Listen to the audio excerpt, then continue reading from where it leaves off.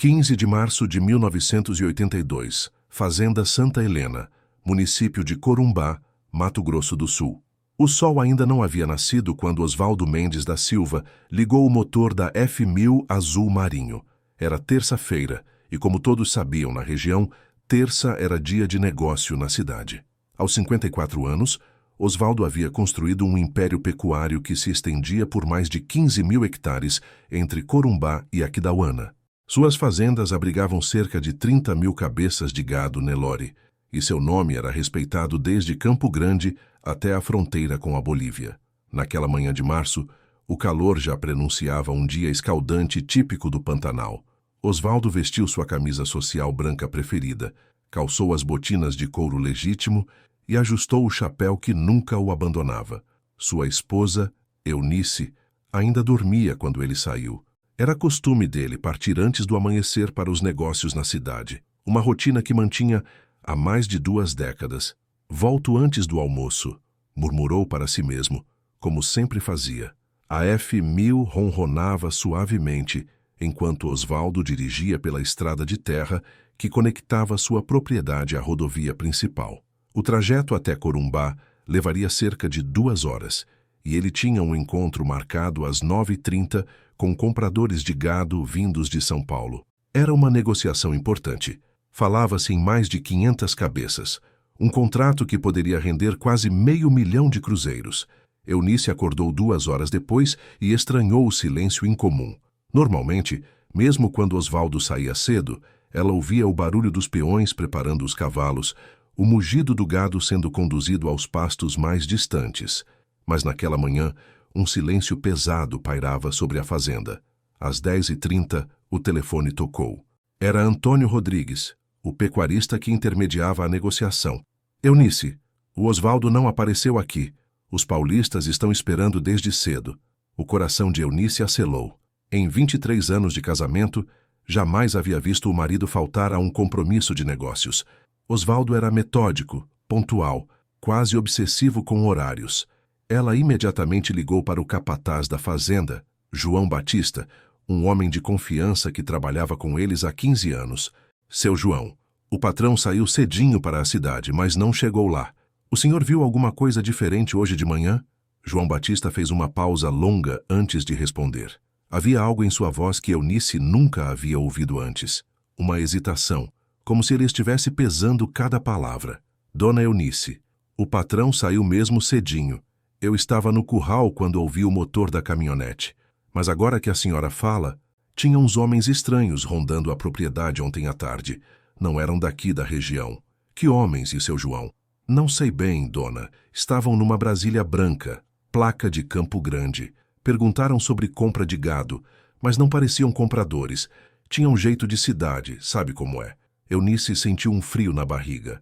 A década de 80 estava sendo particularmente violenta no interior de Mato Grosso do Sul. Fazendeiros ricos se tornavam alvos frequentes de sequestros e roubos. Apenas 3 meses antes, um pecuarista de Aquidauana havia sido sequestrado e solto após o pagamento de um resgate que a família preferiu manter em segredo. Às 14h, quando Osvaldo deveria ter retornado para o almoço, Eunice não conseguiu mais esperar. Ligou para a polícia de Corumbá e registrou o desaparecimento.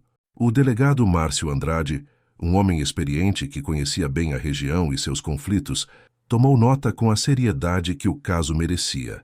Senhora, vamos começar as buscas imediatamente. O senhor Osvaldo é conhecido aqui.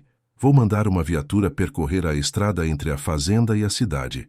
Os primeiros dias, as primeiras 48 horas após o desaparecimento de Osvaldo, foram frenéticas. A polícia militar montou barreiras em todas as estradas que saíam de Corumbá. A Polícia Civil iniciou uma investigação minuciosa, interrogando funcionários da fazenda, vizinhos e todos que haviam tido contato recente com o pecuarista. João Batista foi interrogado 3 vezes. Sua descrição dos homens da Brasília branca era vaga. 2 homens entre 30 e 40 anos, um alto e magro, outro mais baixo e robusto. Falavam com sotaque que ele não conseguia identificar, possivelmente do interior de São Paulo ou Paraná. Eles perguntaram sobre o movimento da fazenda, quantos funcionários trabalhavam aqui, se o patrão costumava andar sozinho, relatou João ao delegado Andrade. A F1000 azul marinho simplesmente havia se volatilizado. Nenhum posto de gasolina na estrada para Corumbá havia visto o veículo naquela manhã. Nenhuma testemunha se lembrava de ter cruzado com a caminhonete característica de Osvaldo. A investigação se aprofunda. O delegado Andrade rapidamente descobriu que Osvaldo vinha recebendo ameaças veladas há alguns meses. 2 cartas anônimas haviam chegado à fazenda, uma em janeiro, outra em fevereiro. As cartas eram simples, escritas à mão com letra de forma: seu dinheiro não vai te proteger para sempre, e homens ricos têm muito a perder. Eunice havia encontrado as cartas na gaveta do escritório de Osvaldo apenas após o desaparecimento. O marido nunca as havia mencionado, provavelmente para não preocupá-la. A análise grafotécnica das cartas foi inconclusiva. O papel era comum, vendido em qualquer papelaria da região. A tinta era de caneta Bic azul padrão. Não havia impressões digitais identificáveis. A primeira pista 3 semanas após o desaparecimento. Um pescador encontrou documentos molhados às margens do rio Paraguai, cerca de 80 quilômetros ao sul de Corumbá. Era a carteira de Osvaldo, com todos os documentos ainda legíveis, mas sem dinheiro. A descoberta trouxe mais perguntas que respostas. Por que alguém jogaria apenas a carteira no rio e manteria os sequestradores o resto? Questionava o delegado Andrade em seus relatórios. A região onde a carteira foi encontrada era conhecida por pescadores e barqueiros como um local de correnteza forte. Qualquer objeto ali jogado seria levado rio abaixo em direção ao Paraguai. Era um local estratégico para se desfazer de evidências. Anos de frustração, 1983, 1987. Os anos seguintes trouxeram uma sucessão de falsas esperanças.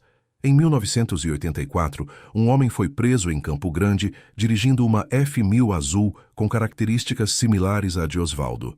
Após uma semana de investigação, descobriu-se que era um veículo comprado legalmente 6 meses antes em uma concessionária de Cuiabá. Em 1985, uma denúncia anônima levou a polícia a uma fazenda abandonada no município de Ladário. Foram encontrados restos de fogueiras recentes e latas de combustível vazias, mas nenhum vestígio de Osvaldo ou de sua caminhonete. Em 1987, um presidiário da Penitenciária Regional de Corumbá afirmou ter informações sobre o caso. Segundo ele, Osvaldo havia sido morto por uma quadrilha especializada em sequestros de fazendeiros, e seu corpo estaria enterrado em uma propriedade rural próxima à fronteira com a Bolívia. 3 escavações foram realizadas nos locais indicados.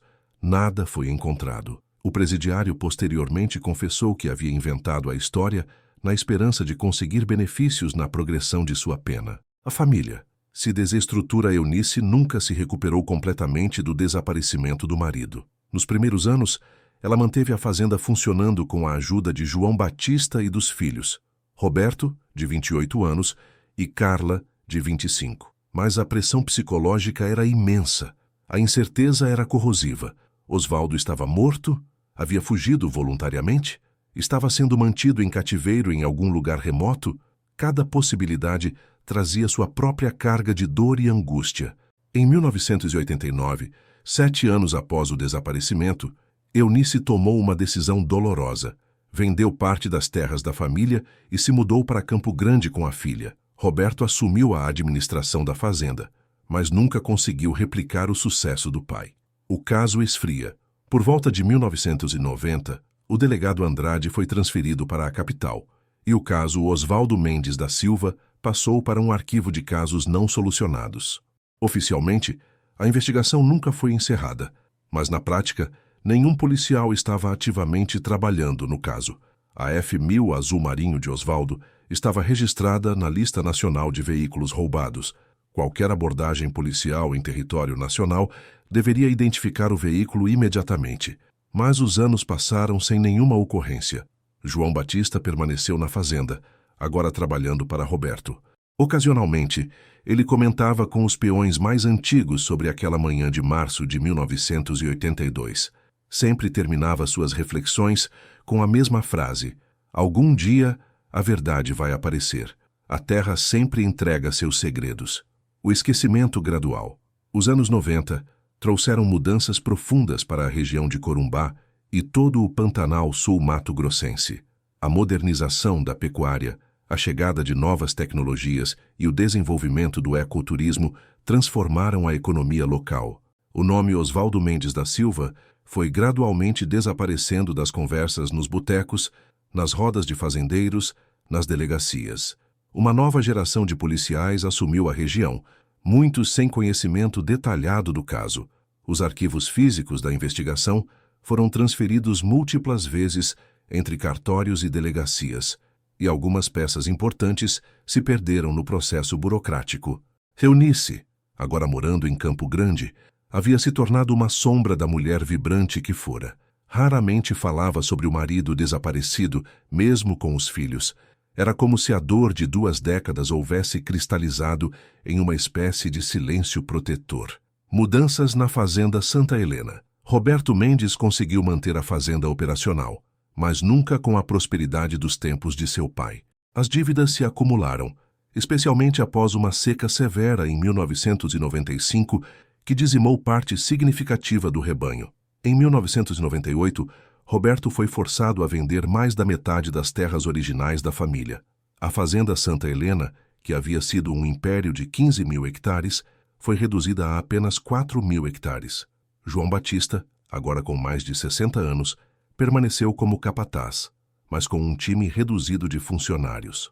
Seu Osvaldo ficaria triste vendo isso aqui assim, comentava João ocasionalmente, observando os pastos vazios onde antes pastavam milhares de cabeças de gado.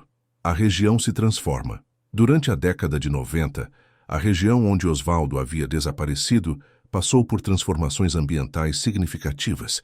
O rio Taquari, que corria próximo à rota tradicional entre a Fazenda Santa Helena e Corumbá, começou a apresentar alterações em seu curso devido ao assoreamento causado pela expansão agrícola na região de Coxim e Alto Taquari.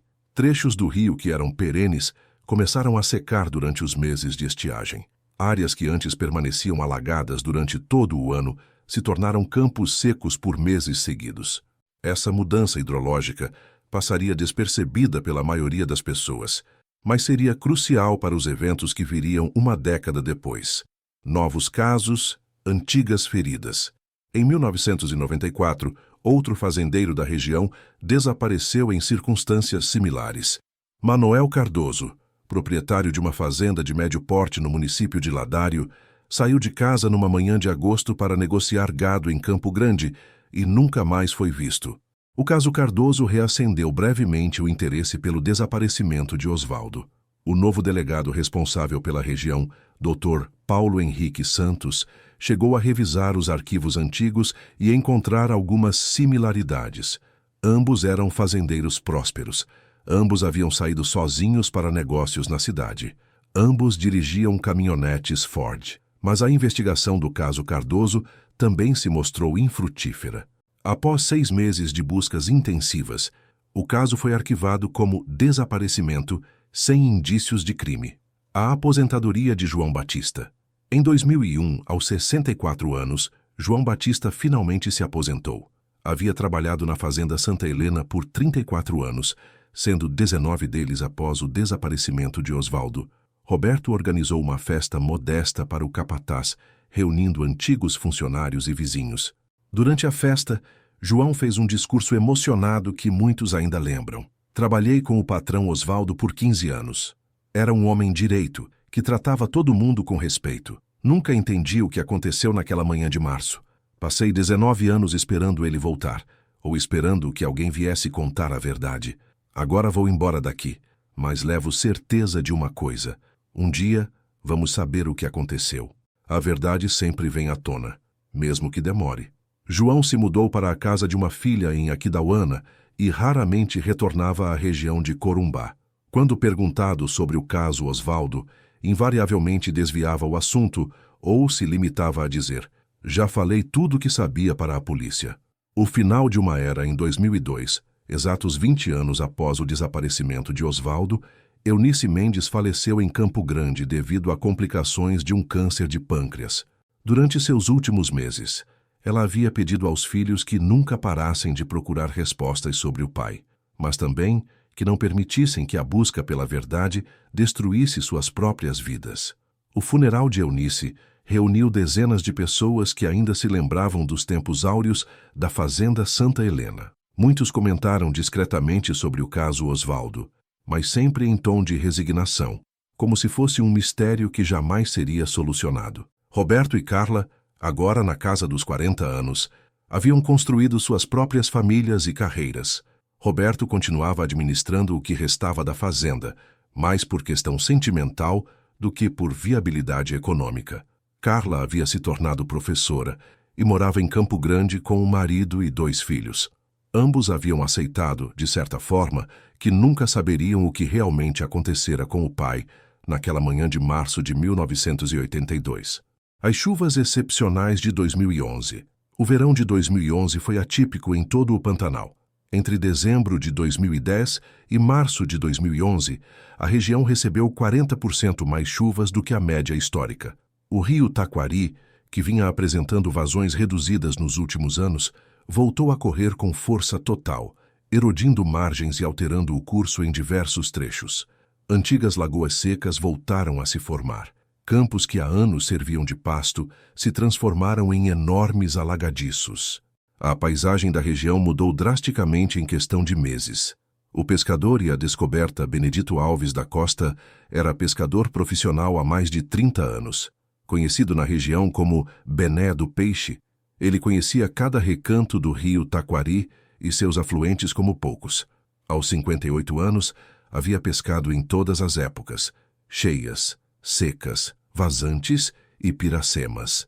Em abril de 2011, Benedito estava explorando um braço do rio que havia se formado recentemente devido às chuvas excepcionais.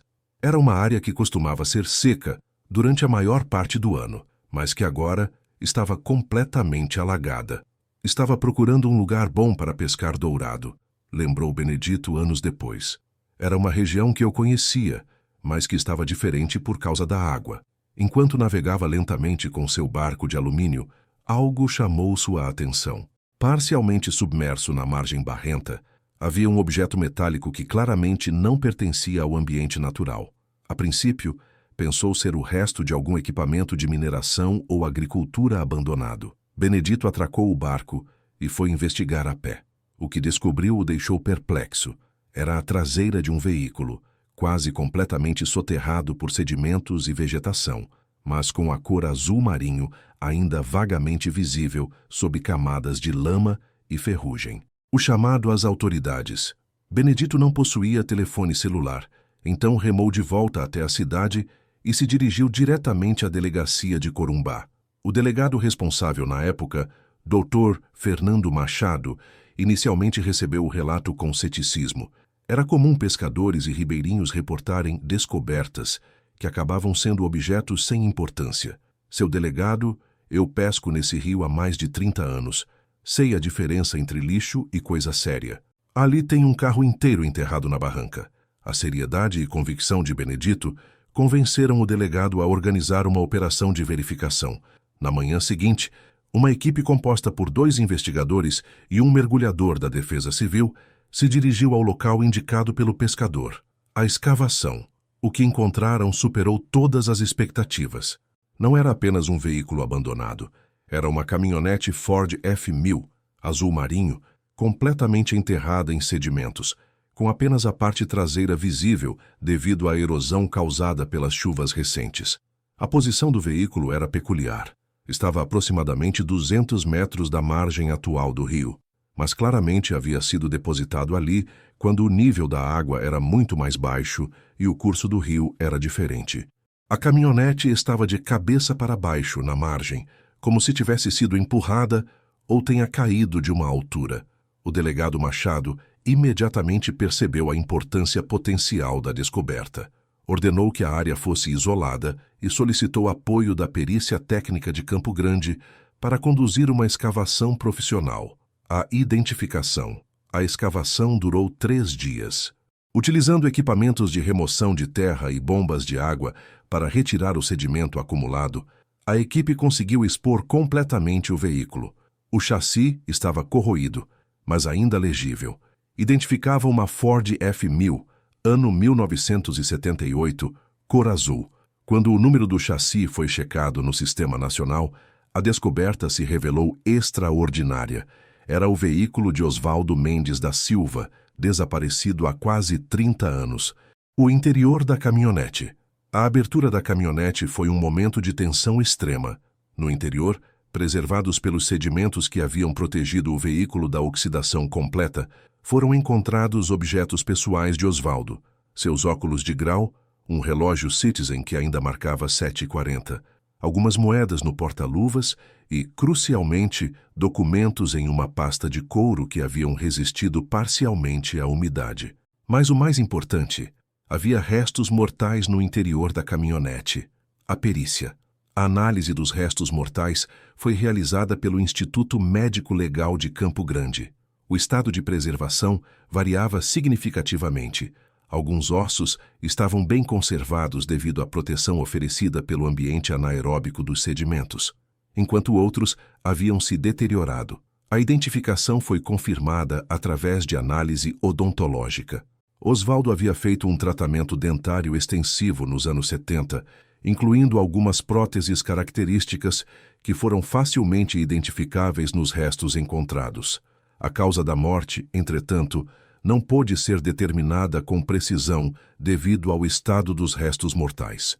Não havia sinais evidentes de trauma por projétil de arma de fogo ou instrumentos cortantes, mas isso não excluía outras formas de violência que não deixam marcas ósseas.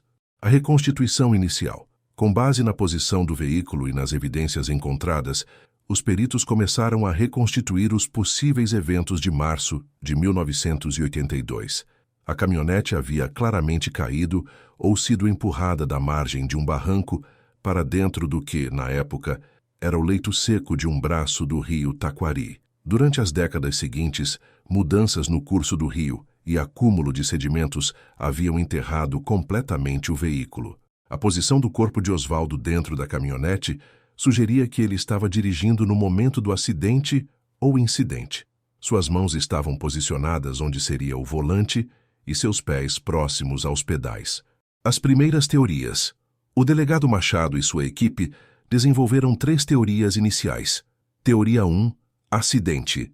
Osvaldo havia saído da estrada por algum motivo, talvez para desviar de um animal ou devido a um problema mecânico, dirigido até a margem do rio seco e despencado na ravina. A queda poderia ter causado ferimentos fatais e ele teria morrido preso no veículo. Teoria 2. Crime sem testemunhas. Osvaldo foi sequestrado conforme sempre se suspeitou, mas os criminosos o assassinaram e empurraram a caminhonete com o corpo para dentro da ravina para ocultar evidências. Teoria 3. Suicídio. Osvaldo enfrentava problemas pessoais ou financeiros desconhecidos da família e decidiu tirar a própria vida de uma maneira que parecesse um acidente. Cada teoria tinha pontos a favor e contra, mas ainda faltavam evidências conclusivas para determinar qual era a correta. A análise detalhada dos documentos 3 meses após a descoberta da caminhonete, os documentos encontrados na pasta de couro foram submetidos a técnicas avançadas de restauração no Arquivo Público do Estado de Mato Grosso do Sul. Utilizando tecnologia de recuperação de papel danificado por umidade, os técnicos conseguiram recuperar aproximadamente 70% do conteúdo original.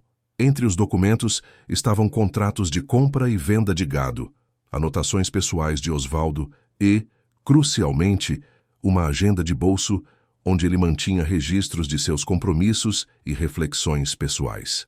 As últimas anotações da agenda eram de 14 de março de 1982, exatamente um dia antes do desaparecimento. A caligrafia de Osvaldo, sempre meticulosa, mostrava sinais de nervosismo nas últimas entradas. Rodrigues ligou. Reunião confirmada para amanhã, 9h30. Compradores de SP parecem sérios. Homens estranhos na propriedade ontem. João está preocupado. Talvez devesse levar alguém comigo amanhã. Eunice não precisa saber dos problemas. Vou resolver isso sozinho. A descoberta da chave. A entrada mais reveladora estava na página de 14 de março, escrita aparentemente durante a noite. Se alguma coisa acontecer comigo, o problema está com Durval Pereira. Ele sabe que descobriu o esquema dele. As notas fiscais falsas, o gado roubado. Tenho as provas escondidas no cofre. Durval está desesperado. Durval Pereira era um nome conhecido na região de Corumbá nos anos 80. Intermediário de negócios pecuários, ele havia sido suspeito de envolvimento com gado roubado, mas nunca havia sido formalmente acusado. Em 1984, 2 anos após o desaparecimento de Osvaldo, Durval havia se mudado para Goiás e perdido contato com a região.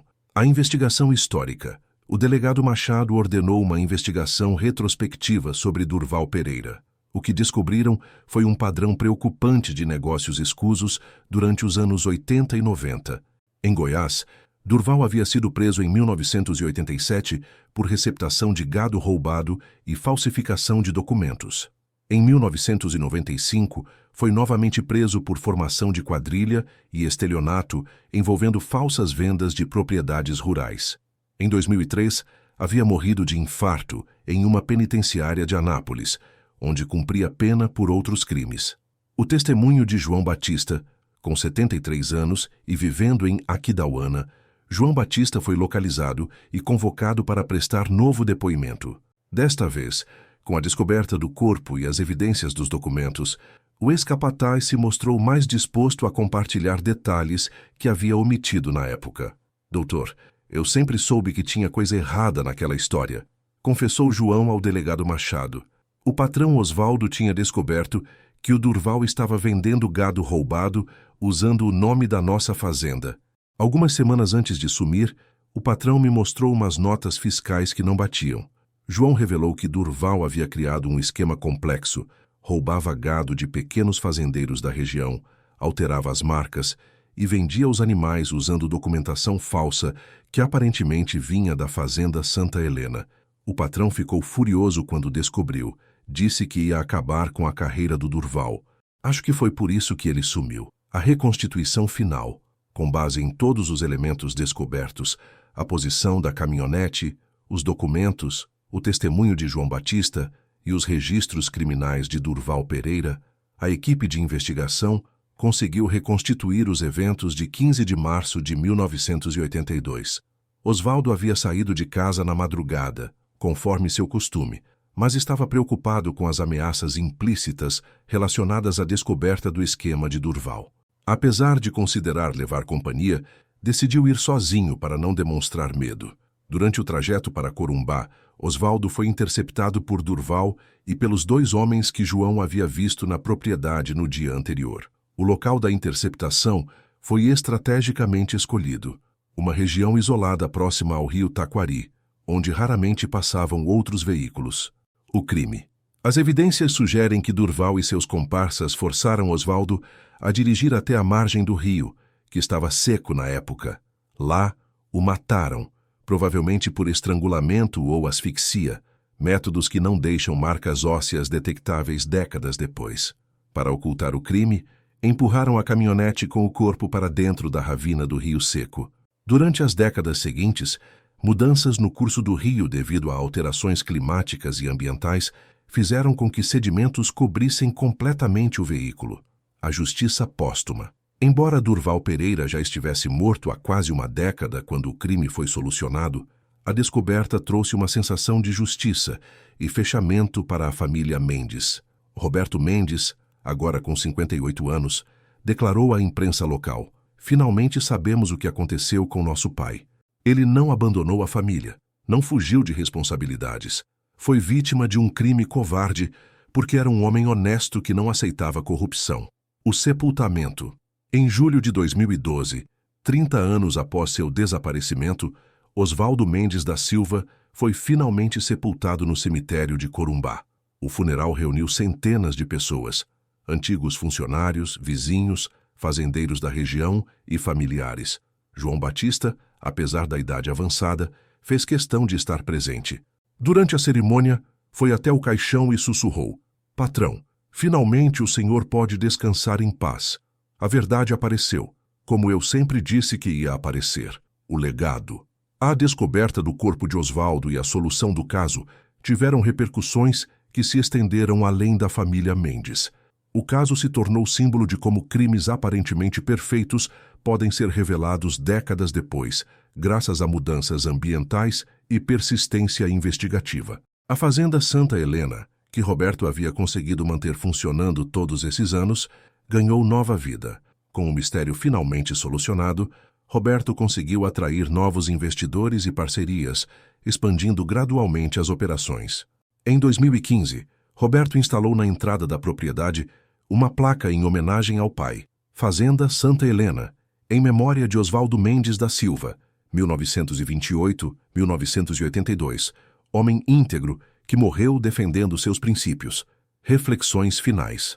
O caso de Oswaldo Mendes da Silva demonstra como a natureza, paradoxalmente, pode tanto ocultar quanto revelar segredos. O mesmo rio que escondeu evidências por 3 décadas acabou por revelá-las quando as condições climáticas mudaram. Benedito Alves da Costa, o pescador que fez a descoberta, ainda pesca no rio Taquari. Ocasionalmente, quando perguntado sobre aquele dia de abril de 2011, ele reflete: a gente nunca sabe o que a natureza está guardando debaixo da terra e da água. Quantas histórias ainda estão por aí, esperando o momento certo para vir à tona. A história de Oswaldo se tornou lenda na região, não apenas como um caso criminal solucionado, mas como um lembrete de que a verdade, por mais enterrada que esteja, sempre encontra uma maneira de emergir à superfície. Em 2024, a Fazenda Santa Helena continua operacional sob a administração de Roberto e seus filhos. A propriedade se modernizou, incorporando técnicas sustentáveis de pecuária e recebendo ocasionalmente estudantes de veterinária da Universidade Federal de Mato Grosso do Sul. João Batista faleceu em 2018, aos 81 anos, em Aquidauana. Até o fim, manteve a reputação de homem íntegro e trabalhador. Em seu velório, muitos comentaram que ele havia levado consigo inúmeras histórias do Pantanal antigo, mas que a mais importante, a verdade sobre o patrão Oswaldo, ele havia conseguido ver revelada ainda em vida. O rio Taquari continua mudando seu curso, como fazem todos os rios do Pantanal, mas nenhuma outra descoberta tão significativa foi feita em suas margens desde aquele dia de abril de 2011, quando as águas finalmente entregaram o segredo que guardavam há quase 3 décadas.